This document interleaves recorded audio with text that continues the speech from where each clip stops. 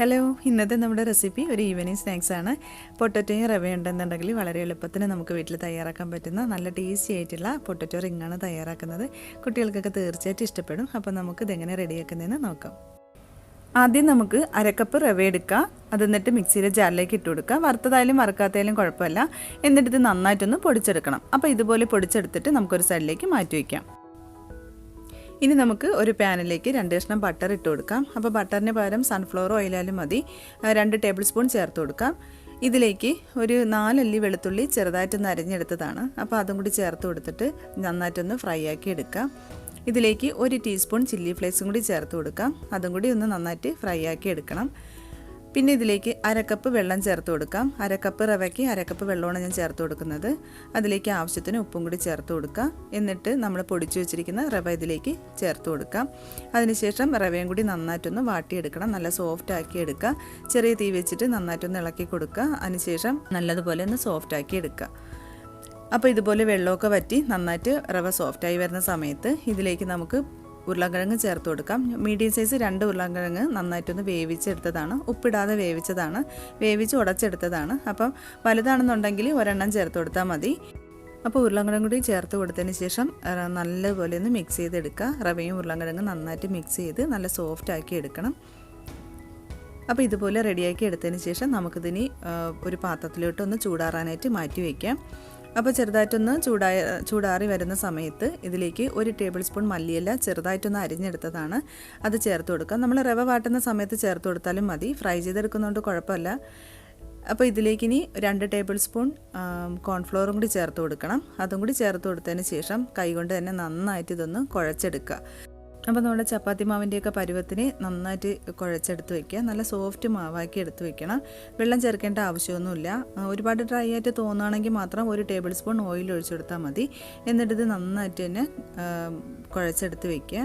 ഒരു 3-4 മിനിറ്റ് നല്ലതുപോലെ പ്രസ് ചെയ്ത് കുഴച്ചെടുത്താൽ മാത്രമേ നല്ല സോഫ്റ്റ് മാവാക്കി നമുക്ക് എടുക്കാൻ പറ്റുള്ളൂ. എങ്കിൽ മാത്രമേ നമ്മൾ വിചാരിച്ച ഷേപ്പിനൊക്കെ നമുക്കിത് കട്ട് ചെയ്ത് റെഡിയാക്കി എടുക്കാൻ പറ്റുള്ളൂ. അപ്പോൾ നന്നായിട്ട് ഇത് കുഴച്ചെടുത്ത് മാറ്റി വയ്ക്കാം.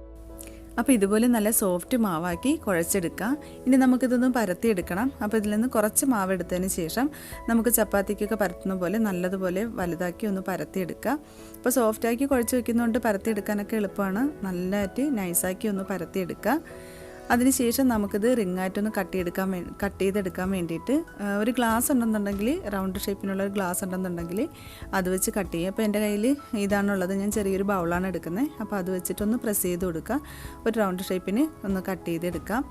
ഇനി നമുക്ക് ഇങ്ങനെ കട്ട് ചെയ്തെടുത്തതിന് ശേഷം റിങ് ആക്കി എടുക്കാൻ വേണ്ടിയിട്ട് ഇതിൽ നിന്ന് ചെറിയ റൗണ്ട് ഷേപ്പിനുള്ളൊരു ഗ്ലാസ്സോ അല്ലെങ്കിൽ ചെറിയ അടപ്പോ ഉണ്ടെന്നുണ്ടെങ്കിൽ അതിൻ്റെ മുകളിലായിട്ടൊന്ന് പ്രസ് ചെയ്ത് കൊടുത്താൽ മതി.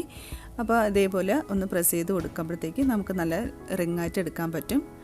അപ്പോൾ എത്രത്തോളം നൈസാക്കി എടുക്കും അത്രത്തോളം നൈസാക്കി നമുക്ക് റിങ് കട്ട് ചെയ്തെടുക്കുക. അപ്പോൾ ഇതുപോലെ കട്ട് ചെയ്ത് റിങ്ങാക്കി എടുക്കാൻ പറ്റും. അപ്പോൾ നമുക്കിനി ചെറിയ റിങ് വേണമെന്നുണ്ടെങ്കിൽ ചെറിയൊരു അടപ്പോ അല്ലെങ്കിൽ ഏതെങ്കിലും ചെറിയൊരു റൗണ്ട് ഷേപ്പിനുള്ളൊരു സാധനം വെച്ചിട്ട് നമുക്കതിൻ്റെ മുകളിലൊന്ന് ബാക്കി വന്ന മാവിൻ്റെ മുകളിലൊന്ന് പ്രസ് ചെയ്ത് കൊടുക്കുക. അപ്പോൾ ഇതേപോലെ നമുക്ക് ചെറിയ റിങ്ങും റെഡിയാക്കി എടുക്കാൻ പറ്റും. അപ്പോൾ നമ്മൾ എത്രത്തോളം നൈസാക്കി എടുക്കാൻ പറ്റും അത്രത്തോളം നൈസാക്കി എടുക്കുക. എങ്കിലേ നമ്മൾ ഫ്രൈ ചെയ്യുന്ന സമയത്ത് നല്ല ക്രിസ്പി ആയിട്ട് കിട്ടത്തുള്ളൂ. അപ്പോൾ ബാക്കിയെല്ലാം നമുക്ക് ഇതേപോലെ തന്നെ റെഡിയാക്കി എടുക്കാം. അപ്പോൾ ഇതുപോലെ എല്ലാം റെഡിയാക്കി എടുക്കുക. അതിനുശേഷം നമുക്കിത് ഫ്രൈ ചെയ്തെടുക്കാം. അപ്പോൾ ചൂടായ ഓയിലിലേക്ക് നമുക്ക് ഓരോ റിങ് ഇട്ട് കൊടുക്കാം. എണ്ണ നന്നായിട്ടൊന്ന് ചൂടാവണം. അതിനുശേഷം മീഡിയം ഫ്ലെയിമിലോട്ട് മാറ്റിയിട്ട് നമുക്കിത് തിരിച്ചു മറിച്ചു വിട്ട് നന്നായിട്ടൊന്ന് ഫ്രൈ ആക്കി എടുക്കാം. അപ്പോൾ ഗോൾഡൻ കളറാവുന്ന വരെ നമുക്കിത് ഫ്രൈ ആക്കി എടുക്കണം. അപ്പോൾ ഇതുപോലെ റെഡിയാവുന്ന സമയത്ത് ഇനി നമുക്ക് പാത്രത്തിലേക്ക് മാറ്റാം. അതേപോലെ തന്നെ ബാക്കി റെഡിയാക്കി വെച്ചിരിക്കുന്ന റിങ് നമുക്ക് ഇതുപോലെ ഫ്രൈ ചെയ്തെടുക്കാം. അപ്പോൾ ഇവിടെ എല്ലാം ഞാൻ ഫ്രൈ ചെയ്തെടുത്തിട്ടുണ്ട്. അപ്പോൾ ചെറിയ ചൂടോടുകൂടി കഴിക്കാനാണ് കേട്ടോ ടേസ്റ്റ് കൂടുതൽ. നല്ല ക്രിസ്പി ആയിട്ടിരിക്കും. അപ്പോൾ എല്ലാവരും ഒന്ന് ട്രൈ ചെയ്ത് നോക്കുക. വൈകുന്നേരങ്ങളിൽ കഴിക്കാൻ പറ്റിയ നല്ലൊരു സ്നാക്സാണ്. കുട്ടികൾക്കൊക്കെ തീർച്ചയായിട്ടും ഇഷ്ടപ്പെടും. അപ്പോൾ എല്ലാവരും ട്രൈ ചെയ്ത് നോക്കിയിട്ട് കമൻസൊക്കെ അറിയിക്കുക. വീഡിയോ ഇഷ്ടപ്പെട്ട് കഴിഞ്ഞാൽ ലൈക്ക് ചെയ്യാനും ഷെയർ ചെയ്യാനും കമൻറ്റ് ചെയ്യാനൊന്നും മറക്കരുത്. അപ്പോൾ പുതിയ നല്ല റെസിപ്പി ആയിട്ട് നമുക്ക് വീണ്ടും കാണാം. താങ്ക്